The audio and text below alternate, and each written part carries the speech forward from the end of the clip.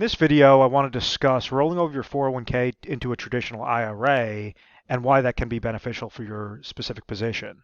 How this could allow you to hit your goals easier, create some sort of optimized strategy as per your specific goal, make sure that there's less time that would be required to hit your goal. So rather than if you're taking the wrong trajectory towards trying to retire, trying to accomplish your retirement needs, and you're throwing, all your different monies at a specific area that's very risky, and you could ultimately have hiccups along the way where maybe you might want to go on something more consistent that could get you to that ultimate success faster. How can you make sure that you're doing this properly? So there's a couple different things that I want to make sure that you're accomplishing while watching this video. But at any point in time that you find something interesting, you have any questions, feel free to give our 1-800 number a call. It's up at the top of the screen, 1-800-566-1002. So when you think of the concept of a 401k account versus the concept of an IRA account, understand that the formula is exactly the same. It goes by contributions and rate of return equals whatever the size of this bucket is. So with a 401k account, they're an employee. This is an employer-sponsored retirement account. So typically what happens is an individual makes contributions through payroll deduction. If they're making X amount of dollars per year, they might say, okay, if I make 100 grand a year, I want to go put 5% of my salary into my 401k account. And let's say if the employer match in that example is 5%, this means that if this person's placing in $5,000 per year into their account and the employer's matching them $5,000 per year, they have $10,000 per year that's going into this account as a contribution phase. Well, when this individual is no longer working for the company, those contributions that employer match is ultimately going to stop because there's no reason for the employer to be matching you if you're no longer an employee. There's no incentive there. So therefore, you essentially, if you conceptually think about crossing off this contribution side, then you have to rely solely on this rate of return side. And this rate of return side is typically what's overlooked. What determines the rate of return within this account is based on the investment choices that somebody sets up, so that they allocate into. So on average, you might have anywhere between 15 to 25 different eggs in your basket to choose. So you might have something that's an aggressive portfolio, which means it's mainly comprised of stocks, or a conservative portfolio, which is mainly comprised of bonds, or a stable value fund, which acts like a fixed account, or a target date fund, which might be more aggressive earlier on, and then it phases out into more conservative later on. So there's a whole multitude of different things, but ultimately you're limited on the quality of those accounts, the quality of those funds to choose. So, think about this concept. Once again, the 401k, you're adding monies into this bucket, the employer is matching monies into this bucket, and it's going to be the combination of the contributions and your rate of return, which is going to determine how large or how small this retirement bucket is at the end of the day, the end of the year, right before retirement. Now, when somebody stops working or there's some sort of qualification, an individual could take their 401k and they could roll it over into an IRA. So what's the difference between the 401k and the IRA? Simply put, an IRA is just an individual retirement account. It's set up for the individual. So there's no longer going to be an employer match, and if the person's no longer working for that employer, it doesn't really make a difference. But the formula is identical. It goes by contributions and rate of return equals how large or how small this bucket is at the end of the day, the end of the year. So if somebody takes monies from their old 401k and they roll it over, that rollover, conceptually think of it like a contribution. So if they had 100,000 in their old 401k account and they rolled over 100,000, that's what's going to be sitting with their current IRA account. Now, the rate of return is different between the two, and this is really where the customization comes in, or there's some additions to the rate of return that an individual could leverage an IRA account for an income stream, a lifetime income stream. They can leverage it as a type of fixed account. They can leverage it with a multitude of different investment accounts, guaranteed index accounts or fixed index accounts, either offered through a bank or through an insurance company. So there's a multitude of different things you could do. Ultimately, the performance with an IRA account would work the same. If, let's say, they're leveraging investments, well, those investments could come back positive or could come back negative. But the major difference is your amount of choices that an individual has with an IRA versus the amount of investment choices that a person has when they're handcuffed to a 401k. So those amount of choices are going to be crucial when trying to figure out what your goal is from now until retirement. So if you're trying to gear up for retirement, say maybe you're 5, 10, 15 years out, or even if you're currently retired, how to make sure that you're staying retired forever or using the least amount of effort and leveraging components to make sure that you're able to accomplish your income related need, your growth-related need, an inheritance-related need, or even a more tax-efficient strategy than what you could do with just sitting in that 401k account, or just sitting with different investments. So when I break down these different components, some of them may relate to your individual situation and some of them might not be important to you. Like as an example, if let's say you're single and you do not really care of, leaving your money to beneficiaries or to family members or to a charity, well then your inheritance need might not be important for somebody that might want to make sure as long as they're living that if they pass away then their spouse could still be receiving an income stream, and then if their spouse passes away that their kids or their grandkids could be receiving some sort of inheritance in there. How do they make sure that they're netting the most amount of monies in retirement, and then how does that affect them when they become currently age 72 for a required minimum distribution versus doing maybe a conversion from their IRA, their traditional IRA, into a Roth IRA, so that they don't have that RMD rule associated with it. So there's a lot of moving parts there's a lot of different components that may be important for some people, but not important for others. So that's why, rather than go into a jack of all trades type strategy, it's important to customize these options. And by having monies in an IRA, it gives you that flexibility to customize, which therefore results in you using less effort, less time to be able to properly retire and be able to make sure that you're creating a proper retirement strategy now rather than later, so that you're allowing the power of compound interest to work in your favor that much more effectively. So as an example, as per each little bullet point, an income need. Well, if you're leaving your money in a 401k account, that's set up for investments. That's mainly trying to grow your monies. You're trying to have an accumulation related strategy on these dollars, rather than actually rather than try to create some sort of withdrawal strategy on those dollars. So by rolling it over into an IRA, how can you make sure that you're able to create the income that you need to generate throughout retirement? So like as an example, I always go through, there's a concept known as the three things scenario, where I say there's three things that every individual needs to figure out before they're retired, or if they're currently retired, how to stay retired forever. The first step in that is to try to figure out how much income that you need. And it all goes by, what are your expenses? What are your expenses currently, and what are your expenses projected to be throughout retirement? Once we understand what your expenses are, and this is something that we help individuals figure out with different budgeting analysis softwares, but by helping them figure this out and we know what their monthly expenses are, then we say, okay, well, what are some of your income sources throughout retirement? How much are you receiving from Social Security income? Are you, leveraging a pension income stream? Do you leverage rental properties to produce, income that's coming to you throughout retirement? Or is the combination of these three, what is this number, and is it greater than or equal to what your expenses are? Because what we notice is many times individuals don't care to leverage rental income.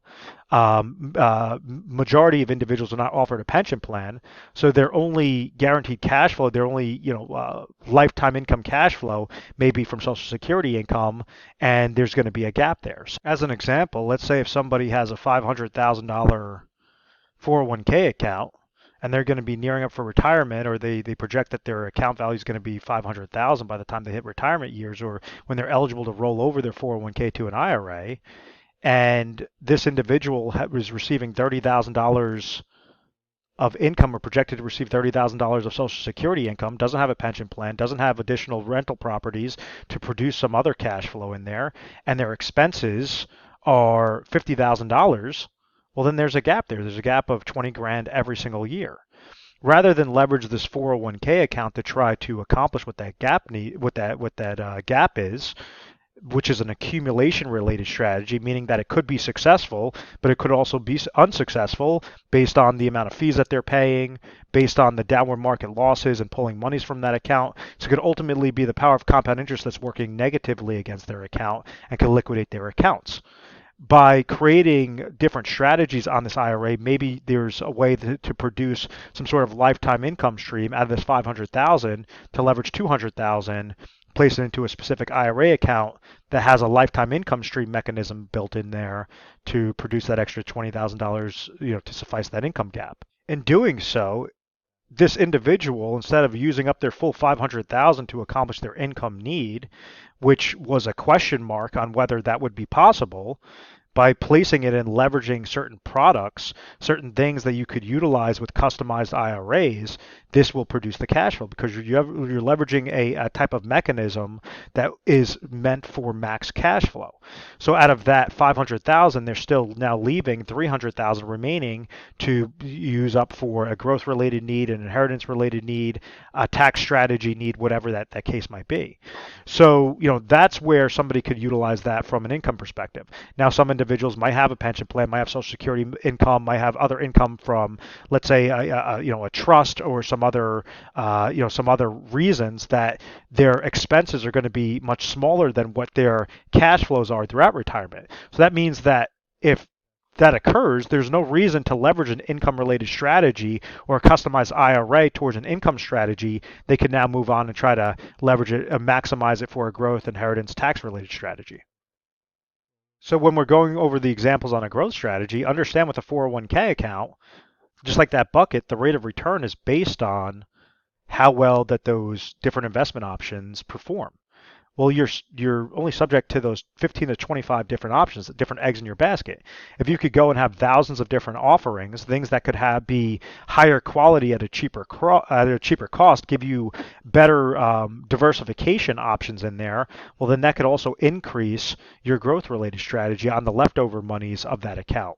So whether you're using nothing or you're using a portion in your income related strategy towards a specific IRA, you could leverage another IRA or multiple IRAs. That maybe one IRA is set up for an aggressive growth, another IRA is set up for a fixed related growth, and then a third IRA would be set up for an indexing type strategy that gains when the market goes up, doesn't lose when it goes down, and you're eliminating fees and downward market losses with that third strategy. So there's a whole multitude of things that you could do as opposed to being just subject to the 401k and there are 15 to 25 eggs in your basket, and essentially just the risk that's associated there if you're not even offered a fixed account within that basket. So a lot of individuals just think, okay, if I go and I leave my money in the market, everything should do well. But when the market obviously has these hiccups, which we've been experiencing volatile times currently, you have to make sure that you're creating the proper strategic components so that it's going to be beneficial for your position. Third aspect could be inheritance. So maybe somebody wants to set aside X amount of dollars from their IRA account or from their 401k account because they said, I want to leave this to my beneficiaries. I want to leave this to my kids, my grandkids. But maybe that's not going to be the most tax effective strategy. So how can they net more monies of an inheritance to them? Should they leverage a life insurance related component to take monies, place it into a vehicle that's going to spit out income and then therefore pay for a tax-free life insurance policy? Or does it make sense to do a conversion, a Roth conversion, so that now all those monies are growing tax-free and that inheritance account is not subject to RMDs so that whenever that person passes away, it goes to the beneficiaries tax-free that they could take it over. So there's a whole multitude of different things there. Or is that not important to that individual, like I previously mentioned? And then lastly, the proper tax strategy. How could you make sure that you're netting the most amount of dollars if you need to create income throughout retirement? Or how do you make sure that you're able to grow your accounts the most effective route, whether that is being leveraging Roth conversions or some other components? So that's where, to kind of look at it and say, okay, I have to figure out what's most important to me, what are my actual goals, and then will the 401k or the old 401k that's just kind of sitting on the sidelines, will that help me accomplish those goals, or does it make more mathematical sense to roll it over into an IRA and now have those IRAs customized as per these four main quadrants?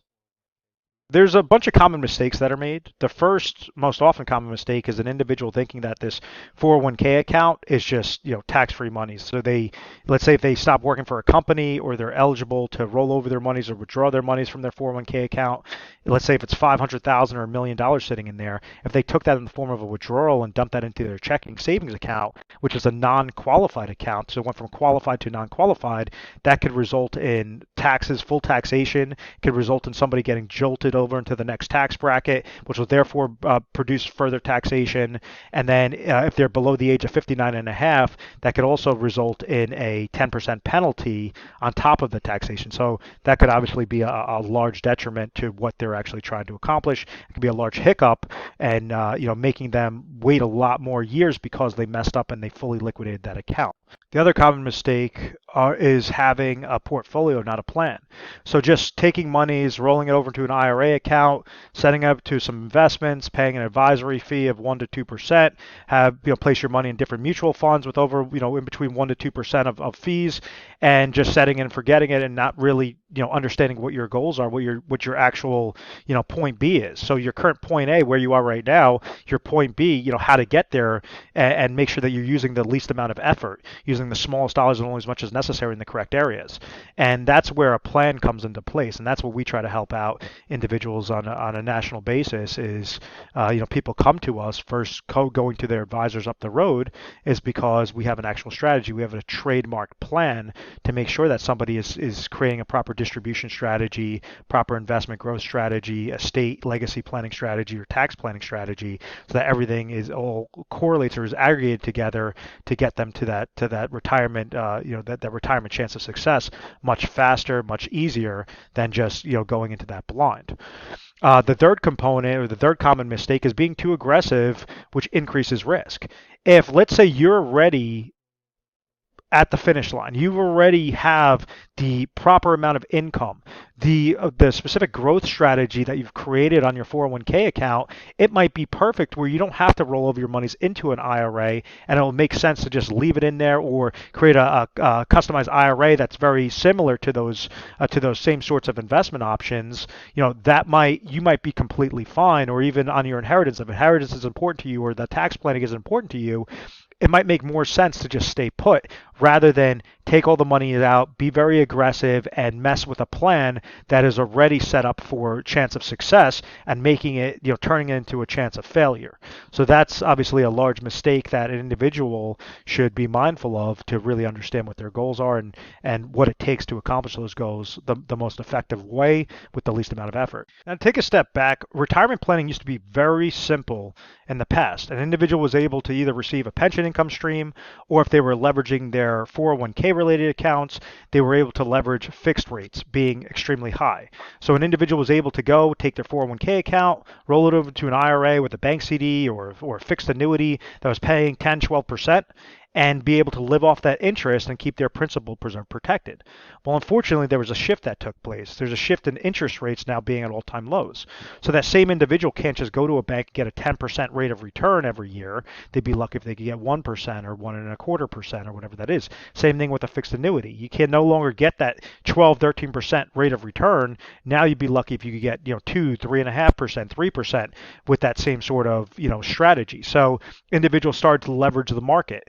And with the market, that's great on a growth strategy, but it could be a detriment on an income-related strategy. So this is where it's important to have a plan, not just have a portfolio. One of the things that we try to do with this educational process, and really whenever somebody calls into our agency, is try to make things easier for you. By calling in and understanding what your current situation is, what your current goals are, what is maybe the expense need that you have to hit as an example, what's the easiest route to hit those goals?